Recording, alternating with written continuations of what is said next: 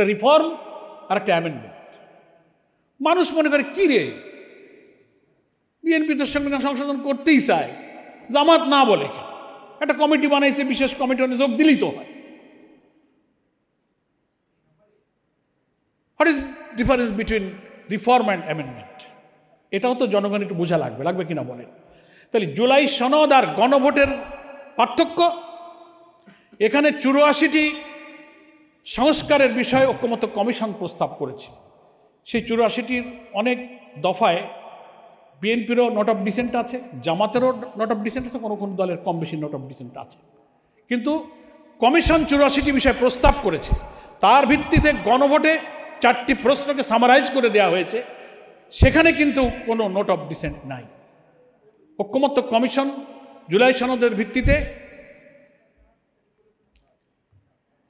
এবং গণভোটে যে অর্ডিন্যান্সটা জারি হয়েছে 25শে নভেম্বর 2025, আর প্রেসিডেন্সিয়াল অর্ডার যেটা হয়েছে সংবিধান আদেশের সংস্কার আদেশ, সেটা হচ্ছে 13 নভেম্বর 2025। একটা হলো অর্ডার, একটা হলো অর্ডিন্যান্স। সেখানে সব ব্যাখ্যা করা আছে। এবং যে গেজেটটা প্রকাশিত হয়েছিল 13 নভেম্বর 2025, এইখানে গণভোটে আমরা যে হা ভোট দিয়েছি না, 4টে প্রশ্ন এখানে এই গেজেটের মধ্যে উল্লেখ আছে। ওখানে কিন্তু জুলাই সনদের সব সংস্কারের প্রস্তাবকে একেবারে সারবস্তু করে এই পয়েন্ট আপনি হা থাকলে হা ভোট দেবেন। তাহলে জুলাই সনদের এই বইতে নোট অফ ডিসেন্ট আছে, কিন্তু গণভোটের ব্যালটে কোনো নোট অফ ডিসেন্ট নাই। রহস্যটা বুঝেছেন কিনা? গণভোট যদি মানা হয়, তাহলে বিএনপি যে 14 থেকে 15টা সাংবিধানিক পরিবর্তনের ব্যাপারে ভিন্ন মত দিয়েছে, নোট অফ ডিসেন্ট দিয়েছে, ওইগুলো আর তারা কার্যকরী করতে পারবে না। সেই 12-14টা পয়েন্টই হচ্ছে সংবিধানের এমন মৌলিক বিষয়, প্রধানমন্ত্রী প্রাইম মিনিস্টার ছাড়া আর পার্টি চিফ থাকতে পারবেন না, আপার হাউজের ব্যাপারে প্রপোর্শনাল রিপ্রেজেন্টেশন পদ্ধতি, সমস্ত সাংবিধানিক পদ কনস্টিটিউশনাল পোস্টগুলোকে প্রধানমন্ত্রী আর রাষ্ট্রপতির ইচ্ছায় পূরণ করা যাবে না।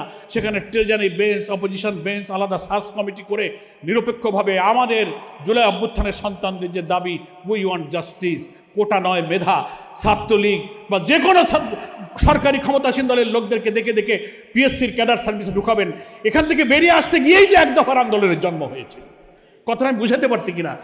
গুরুত্বপূর্ণ এই সব জায়গাতে বিএনপি নোট অফ ডিসেন্ট দিয়ে বলেছে তারা চায় anti corruption commission, public service commission, attorney auditor general, controller general, তারপরে আপিলের ডিভিশনের জাস্টিস, চিফ জাস্টিস, কেয়ারটেকার গভর্নমেন্টের সিস্টেম, এর মৌলিক জায়গাগুলোতে বিএনপি নোট অফ ডিসেন্ট দিয়েছে। এর রহস্য তো জনগণ জানে না। তো এই জুলাই সনদ ওনাদের ভাষায় অক্ষরে অক্ষরে মানার অর্থ হলো ওই ভিন্ন মত বাদ দিয়ে যা থাকবে তাই ওনারা মানবে। তো ভিন্ন মত বাদ দিলে যা থাকে সেটা একেবারে ইমেটেরিয়াল, এটা দিয়ে দেশের রাষ্ট্র কাঠামোর কোনো গুণগত পরিবর্তন হবে না। কথা বুঝেছেন? কিন্তু গণভোটের রায় মানলে কিন্তু ওই সব সহ মানতে হবে, কারণ এখানে নোট অফ ডিসেন্ট আছে, কিন্তু গণভোটে ব্যালটে উইদাউট নোট অফ ডিসেন্ট প্রায় 70% মানুষ, 5 কোটি মানুষ হাতে ভোট দিয়ে বলেছে যে আমরা ওই 84টা সংস্কারের ব্যাপারে একমত হয়ে গেলাম। That is the difference between গণভোট অ্যান্ড রিফারেন্ডাম অ্যান্ড কি বলে এই জুলাই চার্টার। জুলাই এখন আলাদা হয়ে গেল, ওনারা আলাদা করে ফেলেছেন। এই জন্য একদিনও মুখ দিয়ে বলে নাই যে আমরা গণভোট মানবো, জুলাই সনদ মানবো, তা বলে মানুষ তো বুঝতে পারে না। রহস্য একটা। আর হচ্ছে সংস্কার আর সংশোধন, তো আপনারা বোঝেন, সবাই এখানে লয়ার। সংশোধনটা হচ্ছে কারেকশন, অ্যামেন্ডমেন্ট, একটা বাক্য, একটা শব্দ, একটা প্যারা, একটা অধ্যায় আপনি কিছু ছোটোখাটো কারেকশন করে দেবেন। কিন্তু সংস্কার, রিফর্ম, সংবিধানের চেতনা, দৃষ্টিভঙ্গি, স্ট্রাকচার, পুরা কাঠামোকে চেঞ্জ করে ফ্যাসিবাদী যুগের কর্তৃত্ববাদী শাসনের, দলীয় কারণে লুটপাটের সমস্ত কাঠামোর মানে আমূল শিকড়কেই চেঞ্জ করতে গেলে একটা ফিলোসফিগত, স্ট্রাকচারগত, বৈশিষ্ট্যগত একটা চেঞ্জ আনতে হবে। That is called reform.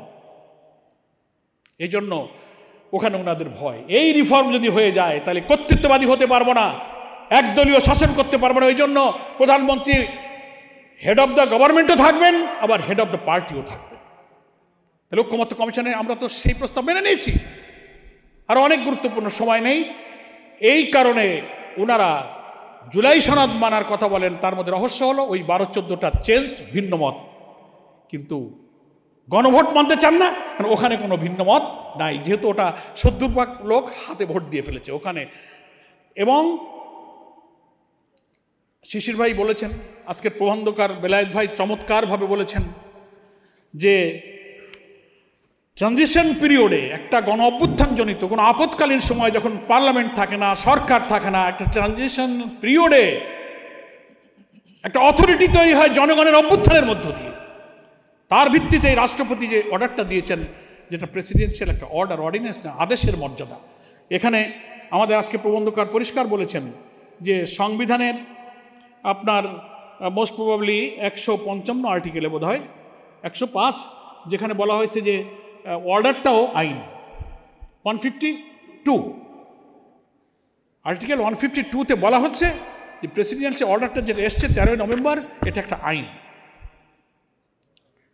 যে কোনো অর্ডিন্যান্স যখন পার্লামেন্ট থাকে না হয়, কিন্তু যখন পার্লামেন্ট শুরু হবে তখন অর্ডিন্যান্সটা পার্লামেন্টে পেশ করে অনুমোদন নিতে হয়, হয় অনুমোদন নাইলে রহিতকরণ পার্লামেন্টে আনতে হবে। কিন্তু প্রেসিডেন্সিয়াল অর্ডারের ক্ষেত্রে কিন্তু এই বাধ্যবাধকতা নাই। আর শিশির ভাই তো হিস্ট্রি বলেছেন স্বাধীনতার যুদ্ধের কোন কোন সময় থেকে কীভাবে অর্ডার হলো, আমি ওইদিকে আর গেলাম না। এর সাথে যে কথাগুলো যুক্ত করলাম যে এইগুলো কি আমাদের সর্বমন্ত্রী বোঝেন না? আর উনি কি করে বলেন যে আমরা গণভোট মানি না, এটা সংবিধানে নাই, জুলাই জাতীয় সনদের যে আপনার যে প্রেসিডেন্সিয়াল অর্ডার, এটা দেওয়ার রাষ্ট্রপতির কোনো এখতিয়ার নাই, শপথের কোনো বিধান নাই। হ্যাঁ, তো যখন লোকেরা কাউন্টার কথা বলে, তো আপনারা যে নির্বাচনটা করেছেন সেটা তো একই আদেশের ভিত্তিতে নির্বাচন। আমাদের বিরোধী দলীয় নেতা ডক্টর শফিকুর রহমান উদাহরণ দিয়ে বলেন যে একই তরকারি খাবেন, ঝোলটা খাবেন না গোস্তটা খাবেন। 13 নভেম্বরের প্রেসিডেন্সিয়াল অর্ডারে আমি গেজেটের 2টা সেন্টেন্স পড়ে শোনাই। এই যে সালাউদ্দিন সাহেব বলেন যে আমরা সংবিধানের আর্টিকেল 65-এর অধীনে নির্বাচন করেছি, এটা আমাদের কি বলে এই প্রেসিডেন্সিয়াল অর্ডারের সাথে এই নির্বাচনের কোনো সম্পর্ক নাই, এটা বোঝাতে চান।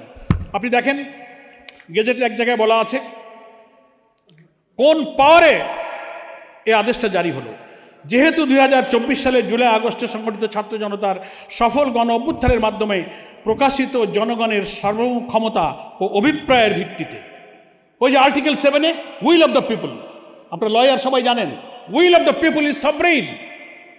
গেজেটে বলা হচ্ছে সেই জনগণের সার্বভৌম ক্ষমতা অভিপ্রায়ের ভিত্তিতে এবং অন্তর্বর্তীকালীন সরকারের পরামর্শক্রমে রাষ্ট্রপতি আদেশ জারি করেছে। কথা পরিষ্কার। আর একটা জায়গায় বলা হচ্ছে এই গেজেটে নির্বাচনের প্রসঙ্গে 2 জায়গায় বলা হয়েছে সংসদ নির্বাচন অর্থ এই আদেশ জারির অব্যবহিত পরে অনুষ্ঠিত যে সাধারণ নির্বাচন, সেটাই হচ্ছে সংসদ নির্বাচন। তাহলে এই আদেশের ভিত্তিতেই যে নির্বাচন, সেই নির্বাচনে সালাউদ্দিন সাহেব কিন্তু এখন মন্ত্রী হয়েছে। তাহলে এই আদেশ যদি অবৈধ হয়, তাহলে আপনার মন্ত্রিত্ব অবৈধ। পারলে আপনি কোর্টে চ্যালেঞ্জ করেন, পার্লামেন্টে আপনি ব্যাখ্যা দেন। আর তা না হলে আপনাকে দাঁড়িয়ে বলতে হবে যে না, 12ই ফেব্রুয়ারি রেফারেন্ডামে আমরা নাতে ভোট দিয়েছি, হাতে ভোট দিইনি। তাও তো বলেন, স্বচ্ছ থাকলে বলেন। অথচ আপনারা বিফোর ইলেকশন ক্যাম্পেইন করেছেন যে হাতে ভোট দেন। প্রথমে বলতেই চাইনি, শেষের দিকে নিরুপায় হয়ে বলেছে। উত্তরবঙ্গে গেল সাঈদের কবর জিয়ারত করতে, লোকেরা সমালোচনা কি, সবাই তো হার বলে, বিএনপি তো হার পক্ষে বলে না। একবার গিয়ে প্রধানমন্ত্রী বলেন যে হ্যাঁ আপনারা, এই তখন প্রধানমন্ত্রী না বিএনপির চেয়ারম্যান, বলে হাতে ভোট দেন। তাহলে হাতে ভোট দিলে তো উইদাউট নোট অফ ডিসেন্ট ওই ব্যালটে 84টি সংস্কার আপনি মেনে নিয়েছেন। এখন বলে এইটা মানি না, এইটা না মানলে প্রধানমন্ত্রী নাই, এই অর্ডার 13 নভেম্বরের অর্ডার না মানলে আপনি স্বরাষ্ট্রমন্ত্রী নাই, আইনমন্ত্রী নাই, পার্লামেন্ট নাই, কিচ্ছু নাই। আপনি তো পার্লামেন্টে লাল বই দেখায় বলেন, কোন পাওয়ারে বলেন? সেই পাওয়ারের ভিত্তি হচ্ছে 13 নভেম্বরের প্রেসিডেন্সিয়াল অর্ডার। এটা তো ব্যাখ্যা দেন। সেজন্য এই আদেশ বৈধ, এই আইন বৈধ। এবং যে ইলেকশন হয়েছে, যদি বাংলাদেশের বিদ্যমান সংবিধান অনুযায়ী ওনারা বলেন যে আমরা সেইভাবে সেই ইলেকশন হলে, সংবিধান অনুযায়ী হলে তো 24-এর পরে 5 বছর গেলে 29 সালে হইতে হতো, অ্যাকর্ডিং টু আওয়ার কনস্টিটিউশন, বিদ্যমান সংবিধান। আর 26 ফেব্রুয়ারি ইলেকশনটা হয়েছে এই অর্ডারের ভিত্তিতে, বেসড অন দিস অর্ডার, 12 ফেব্রুয়ারি 26 সাল। এখন এই আদেশ জারির অব্যবহিত পর অনুষ্ঠিতব্য জাতীয় সংসদ নির্বাচনের দিন এই আদেশ অনুসারে গণভোট হইবে। একই দিনে 2 ভোট, এই দুইটাই কিন্তু একটা অর্ডারের ভিত্তিতে হয়েছে। আমার ভাইয়েরা আইনজীবী, আপনারা সবাই পরিষ্কার বুঝতে পারছেন। তাহলে দুইটা কনফিউশন ওনারা তৈরি করছেন, একটা হচ্ছে সংশোধন আর একটা সংস্কার, আর একটা গণভোট আর একটা জাতীয় সনদ। এই দুই জোড়া শব্দের মধ্যে মারপ্যাচ লাগাইছে। এখন এই যে বেলায়েত ভাইয়ের প্রবন্ধের শিরোনামে বলা আছে যে আইনজীবীদের করণীয়ই হলো দুইটা। আমি মনে করি একটা সংকট, বিএনপি সংবিধান সংস্কার পরিষদের শপথ নিল না, অধিবেশন ডাকলো না, ফলাফল ঘোষণার 30 দিনের মধ্যে অধিবেশন ডাকার কথা সংস্কার পরিষদের, ডাকেননি। তাহলে এর লিগ্যাল পজিশনটা কি দাঁড়ালো? আপনি শপথ নিলেন না, কি দাঁড়ালো? আপনি আইন লঙ্ঘন করেছেন,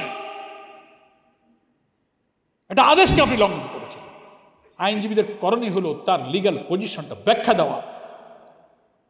তারপরে আবার আমরা যারা জুলাই সনদে দক্ষিণ প্লাজায় সই করেছিলাম, যে অঙ্গীকারটা করেছিলাম, বিএনপির 2 জন ছিল, আমরা জামাতের সব দলে 2 জন ছিল।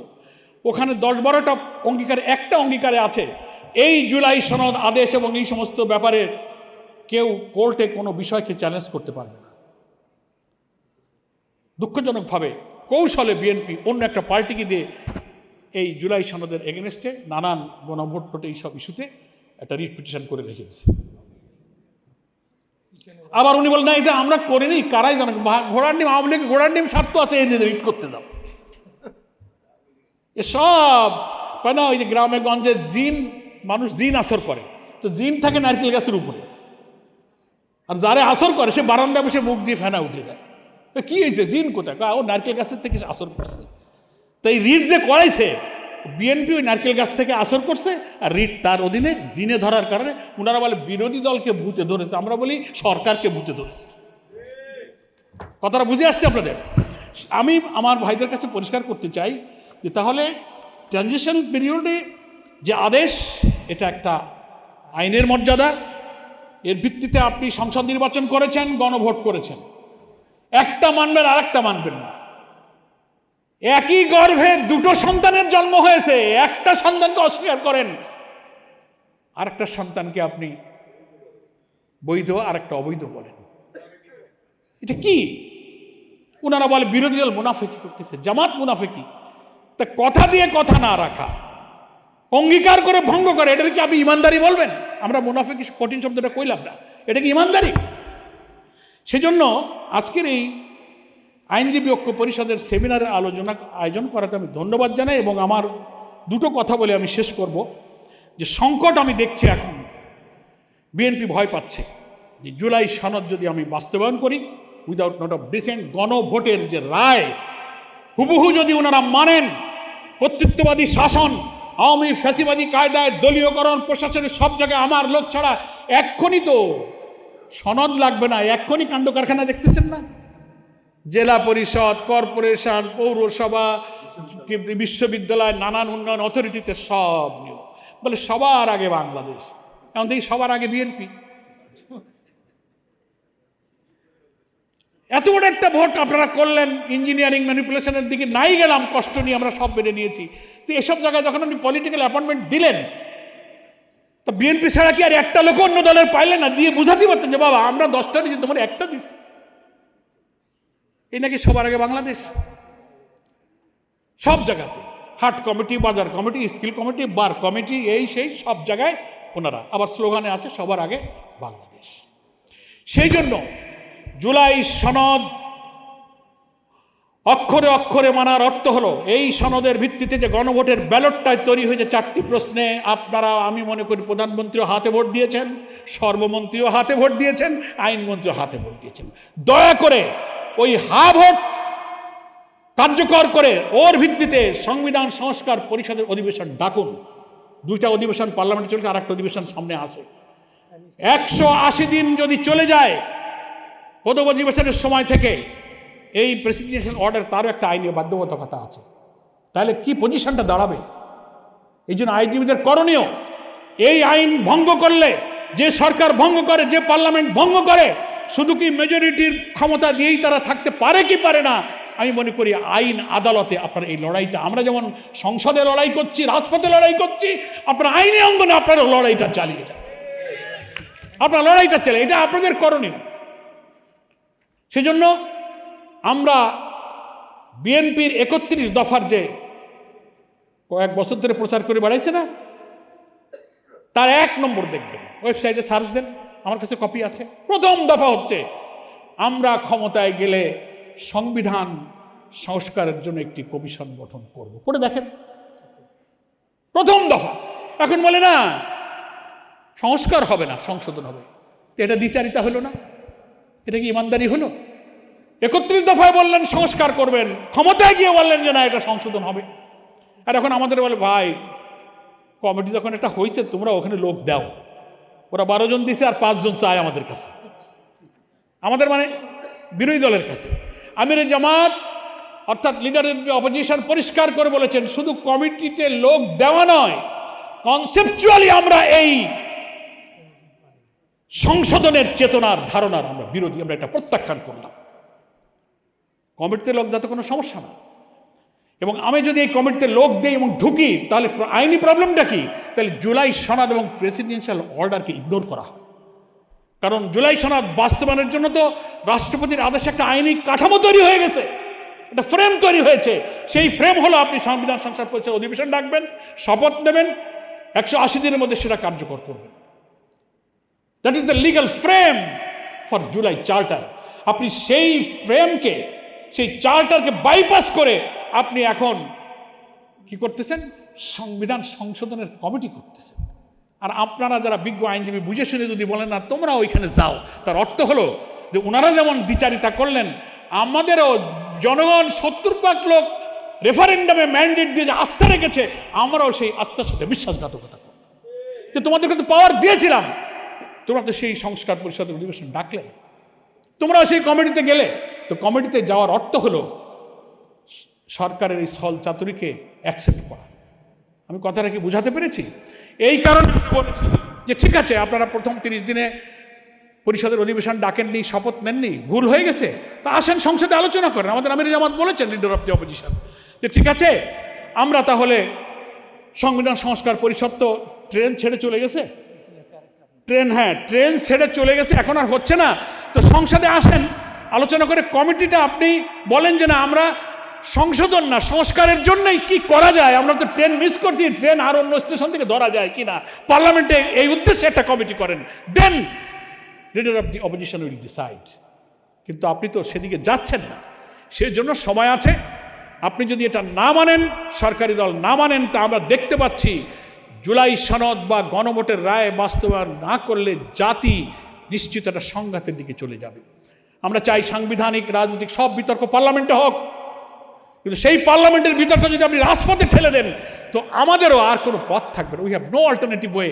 আমাদেরকে 70% ভোটার যেখানে থাকবে সেই রাজপথে আমাদেরকে চলে যেতে হবে। সকলকে ধন্যবাদ।